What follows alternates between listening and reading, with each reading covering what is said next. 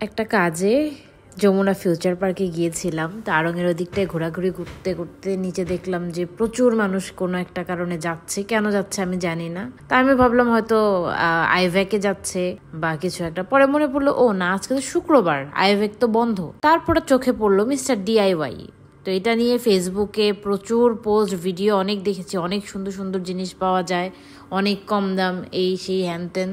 দেখে ভাবলাম যে আসছি যেহেতু একটু ঘুরে দেখেই আসি। কিন্তু দেখতে গিয়ে অবস্থা যা হলো বিশ্বাস করেন রাসেল ভাই, তার দেখার মতো ছিল না।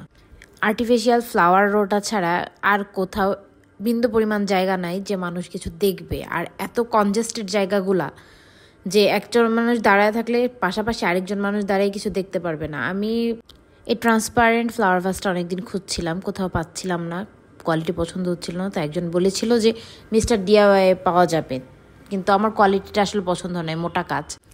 আরএফএলের একটা চাইনিজ ভার্সন হিসাবে আমার এটাকে মনে হয়েছে। আর আমি শুধু একটা এই 250 টাকার ফ্লাওয়ার ভাসের জন্য এত বড় লাইনে দাঁড়াতে চাই নাই, সো আমি ওটা রেখেই চলে আসছি। অ্যান্ড আপনারা যদি যেতে চান, go at your own risk.